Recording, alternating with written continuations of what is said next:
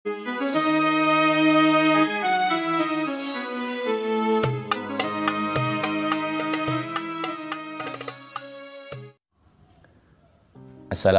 warahmatullahi wabarakatuh.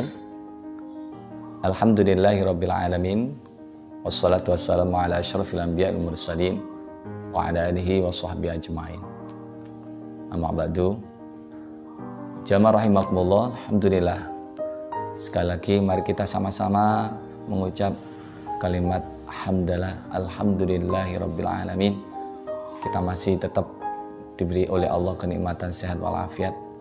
Kita masih bisa beraktivitas, bisa beribadah, dan mudah-mudahan aktivitas ini menjadikan kita bekal kita untuk akhirat kelak, dan kita dibimbing oleh Allah untuk menjadi hambanya yang bertakwa, dan kita bisa meninggal dalam kondisi iman atau dalam kondisi takwa. Ya ayyuhalladzina amanu taqullaha haqqa tuqatih wa la tamutunna illa wa antum muslimun. Salawat serta salam mari kita sampaikan kepada baginda Nabi Muhammad sallallahu alaihi wasallam. Mudah-mudahan kita diakui menjadi umatnya dan kita mendapatkan syafaatnya. Allahumma sholli ala sayyidina Muhammadin wa ala alihi wa ashabi ajmain. Amma ba'du. Jamaah rahimakumullah, edisi kali ini kita akan bahas tentang 3 nasihat Sayyidina Ali karamallahu wajha. Nasihat itu ditulis oleh Imam Syihabuddin Ahmad bin Abdul Al-Asqalani dalam kitab Nashahul Ibad. Kemudian diperjelas atau disyarah oleh Syekh Muhammad Nawawi Ibnu Umar Al-Jawi, atau yang kita kenal dengan Syekh Imam Nawawi Al-Bandani. Sebagai suatu ta'zim kita sebagai seorang santri, mudah-mudahan ilmunya menjadi ilmu yang manfaat barokah, dan beliau berdua, ulama kita, guru-guru kita benar-benar mendapatkan jariah dari ilmunya. Mari kita membaca suratul Fatihah. La hadratin Nabi Mustafa Rasulullah sallallahu alaihi wasallam, wa khususan mu'aliful kitab Nashahul Ibad wa Ibnu Hajar Al-Asqalani wa Syekh Muhammad Ibnu Umar Al-Jawi rahimallahu ta'ala. Al-Fatihah. A'udzubillahi minasyaitonir rajim. Bismillahirrahmanirrahim. Alhamdulillahirabbil alamin arrahmanir rahim maliki yaumiddin. Iyyaka na'budu wa iyyaka nasta'in ihdinas siratal mustaqim siratal ladzina an'amta 'alaihim ghairil maghdubi 'alaihim waladdallin. Amin ya rabbal alamin. Jamaah rahimakumullah, bagaimana 3 nasihat Sayyidina Ali karamallahu wajhah buat kita semuanya yang tertulis dalam kitab ini. Ini tertulis dalam halaman 9, yaitu Al-Bab As-Sulasi, yang di sini Al-Maqalah Al-Khamisah. Sengaja kami cuplikan-cuplikan, kita ambil poin yang insya Allah bermanfaat buat kita semuanya. Al-Maqalah Al-Khamisatu an Ali radhiyallahu anhu ay wa karamahu wajhahu. Dari ini diambil dari perkataan Sayyidina Ali karamallahu wajhah. Inna min ni'amid dunya yakfikal islamu ni'mah. Di antara kenikmatan dunia, di antara seluruh nikmat, sekian banyak nikmat yang ada di dunia, maka cukuplah Islam itu menjadi sebuah nikmat. Diperjelas oleh Syekh Nawawi Al-Bandani rahimahullah ta'ala, fa inna a'dama ni'amillahi lil 'abdi ikhraju lahu minal adam ilal wujud. Sebuah kenikmatan seorang hamba tersebut dikeluarkan dari tidak ada menjadi ada.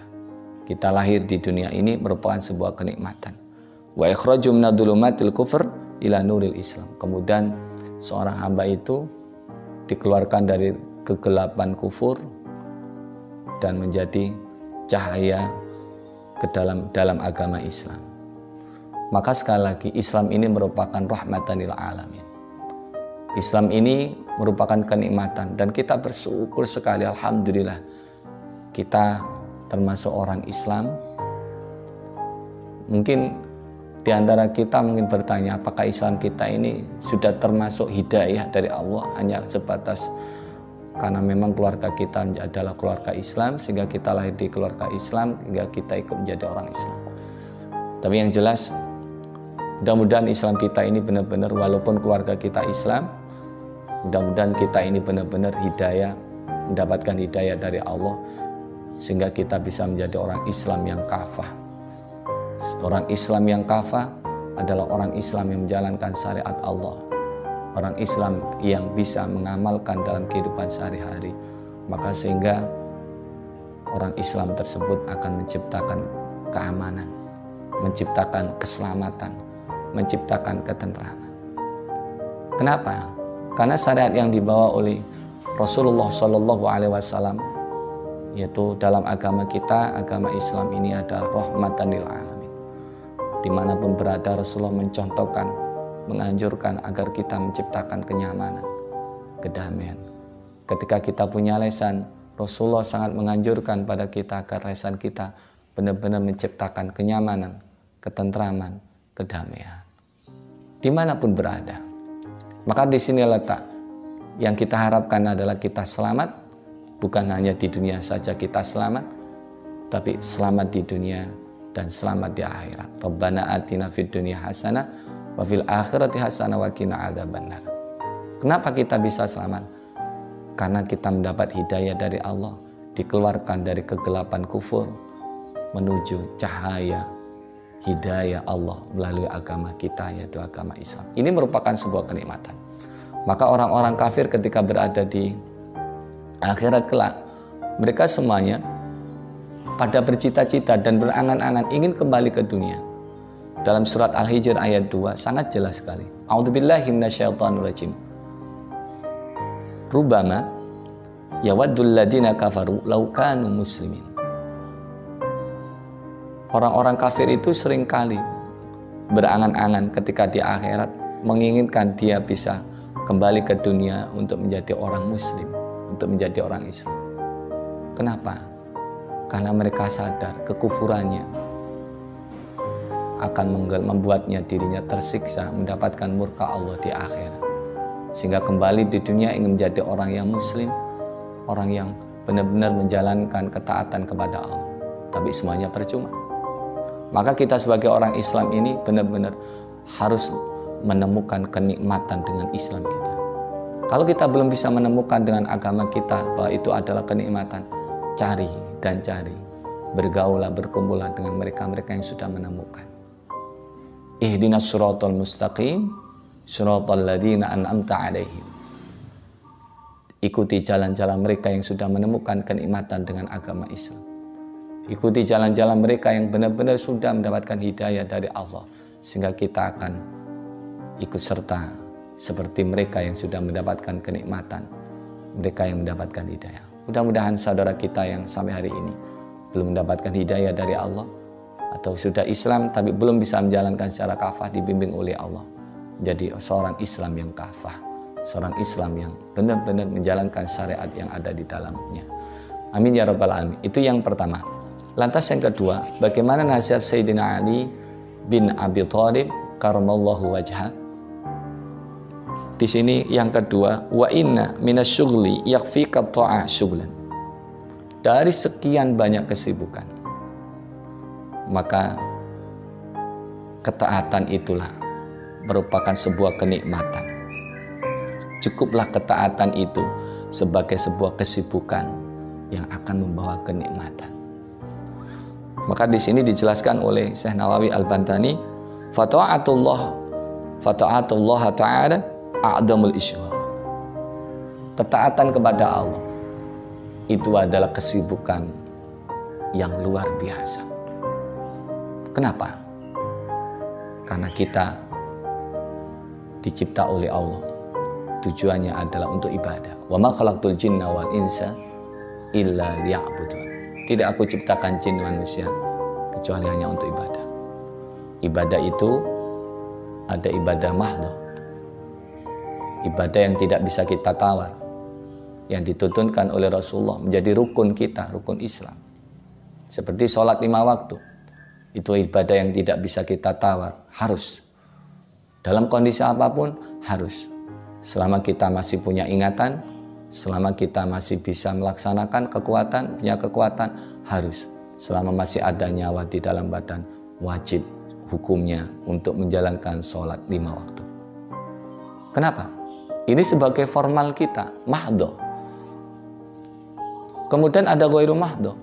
Ghairu mahdhah itu adalah amalan dunia kita yang kita dasari untuk ketaatan kepada Allah Subhanahu wa taala. Itu juga nilainya ibadah. Maka dua-duanya harus. Ibarat orang pekerja, sholat 5 waktu itu adalah fingerprint, ceklok.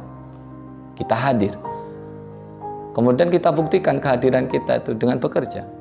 Begitu juga dengan kita orang Islam. Kita sholat 5 waktu itu lapor kepada Allah. Kemudian kita amalkan apa yang ada dalam sholat itu, esensi dari sholat itu di dalam kehidupan sehari-hari. Kita sholat, mengangkat tangan takbir, mengagungkan Allah. Di luar sholat kita juga harus tetap mengagungkan Allah sehingga kita terlepas dan terhindar dari sifat sombong. Di dalam sholat kita membaca suratul Fatihah. Di situ ada Bismillahirrahmanirrahim. Allah Maha Pengasih, Allah Maha Penyayang. Di luar sholat kita dianjurkan untuk bisa saling mengasihi, saling berderma, saling berbagi, dan saling berkasih sayang. Kemudian di salam salat Al-Fatihah lagi kita mengucapkan Alhamdulillahirabbil alamin. Kita memuji Allah, kita bersyukur kepada Allah. Maka di luar salat pun kita tetap senantiasa bersyukur atas nikmat yang diberikan Allah padanya, pada kita semuanya. Kemudian Ar-Rahmanir Rahim, kemudian Maliki Yaumiddin. Kita mengakui bahwa Allah itu penguasa seluruh alam, penguasa hari kebangkitan, hari akhir. Maka di dalam sholat, di luar sholat, kenapa kita takut? Karena Allah itu adalah Raja di Raja. Karena Allah itu adalah penguasa alam semesta. Hadirin jamaah rahimakumullah, ini sholat sebagai sebuah bentuk formal kita, ibadah mahdhah kita. Di luar sholat itu adalah ketaatan. Di saat kita bekerja, jangan lupa niatkan untuk ketaatan kita kepada Allah. Kenapa? Karena kalau seorang suami, dia memiliki tanggung jawab untuk memberikan nafkah pada keluarganya. Itu kewajiban. Maka di saat dia bekerja, diniatkan untuk Allah, dia akan dapat pahala akhirat dan dunia pun dia akan dapat. Ada dapat, semuanya akan dinilai ibadah. Jadi aktivitas yang kita lakukan, selama itu kita bungkus dengan sebuah ketaatan, niat untuk taat kepada Allah Subhanahu wa taala, itu merupakan kesibukan yang akan membawa sebuah kemaslahatan dan penuh dengan ketaatan. Sibuk untuk taat. Subhanallah, kenapa orang yang akan menjadi penduduk surga sibuk di dunia taat karena ketaatan pada Allah, di akhirat sibuk dengan kenikmatan yang diberikan Allah kepadanya. Dalam surat Yasin Allah berfirman, A'udzubillahi minasyaitonirrajim, Inna ashabal jannatil yauma fi syughulin fakihun. Sesungguhnya penghuni surga hari itu sibuk dengan bersenang-senang. Kenapa?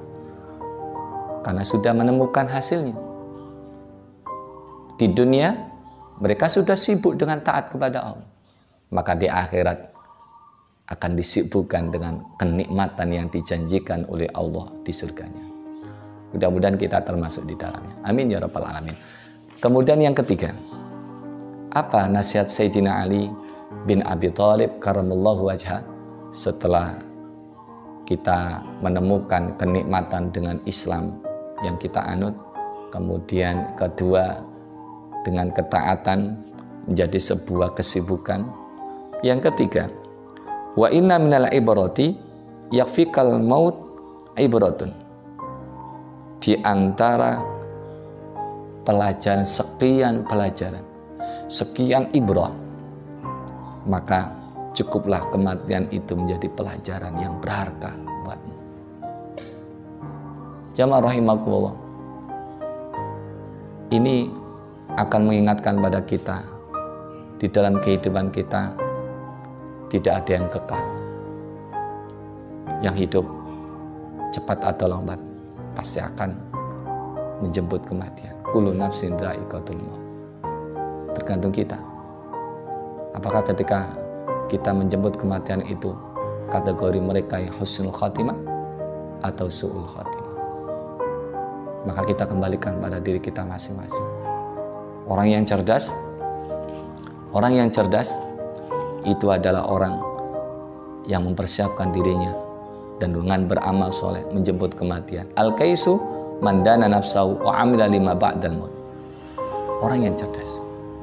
Sedangkan orang yang rugi yaitu wal ajiz, orang yang lemah, orang yang rugi man ittaba'a nafsahu hawa thumma yatamanna 'ala Allah, yaitu mengikuti hawa nafsunya dan senantiasa berandai-andai Allah pasti akan mengampuni, Allah pasti akan memberikan kebaikan tanpa adanya usaha untuk mendekat kepada Allah, tanpa adanya usaha ikhtiar untuk mencari bekal buat menghadap kepada Allah. Orang beriman tidak takut mati. Orang beriman tidak mencari mati. Orang beriman adalah orang yang senantiasa mempersiapkan dirinya untuk menghadapi kematian. Maka sudah siapkah kita? Sudah siapkah bekal kita untuk menghadapi kematian tersebut? Maka kalau ada saudara kita yang diambil oleh Allah atau meninggal, jadikan dia pelajaran. Kenapa? Kita pasti juga akan seperti mereka.